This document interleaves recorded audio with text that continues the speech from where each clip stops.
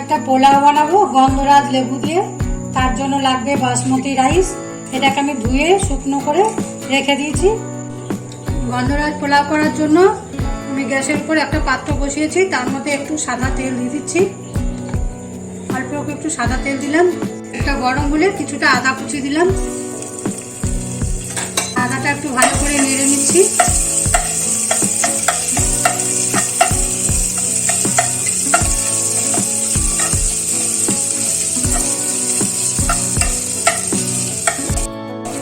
আদাটা ভাজা হয়ে গেছে। এবার এর মধ্যে যে চালটা আমি ধুয়ে রেখেছিলাম সেই চালটা এর মধ্যে দিয়ে দিলাম।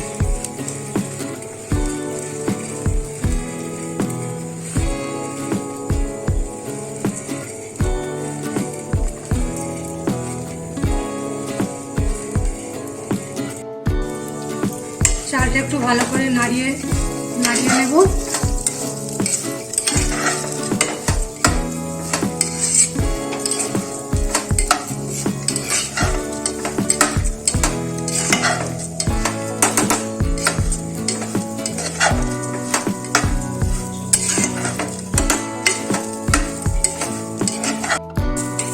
খানিকটা ভাজা হয়েছে, এবার এর মধ্যে কিছুটা কাজু দিয়ে দিলাম। এটাও ভালো করে একটু মিশিয়ে নেব।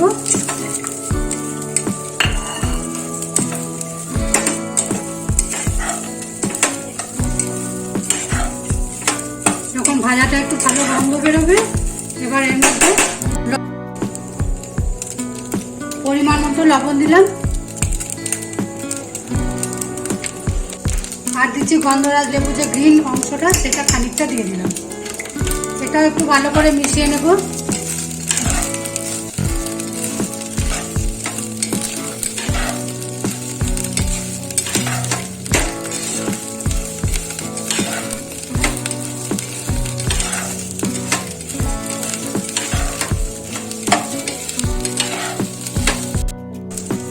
চালটা ভালো করে ভাজা হয়ে গেছে।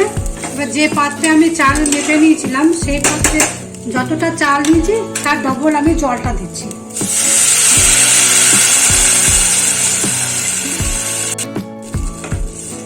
যতটা চাল তার ডবল জল দিলাম। মানে 1 কাপ যদি চাল হয় তাহলে 2 কাপ জল দিতে হবে। এর মধ্যে সামান্য একটু চিনি দিলাম, একটু ব্যালেন্সটা রাখার জন্য। না ইচ্ছা হলে নাও দেওয়া যায়।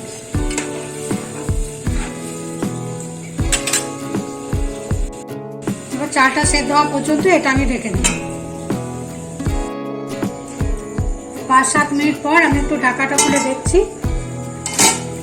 কিছুটা সেদ্ধ হওয়ার পর আমি কিছুটা লেবু পাতা এর মধ্যে দিয়ে দিলাম। চালটা হাফ সেদ্ধ হলে লেবু পাতাটা দিলাম।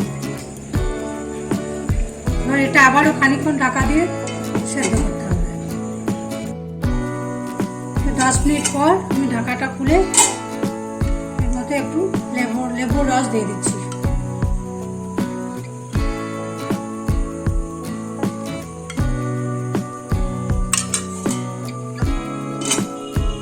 গ্যাসের ফ্লেমটা অফ করে দিলাম।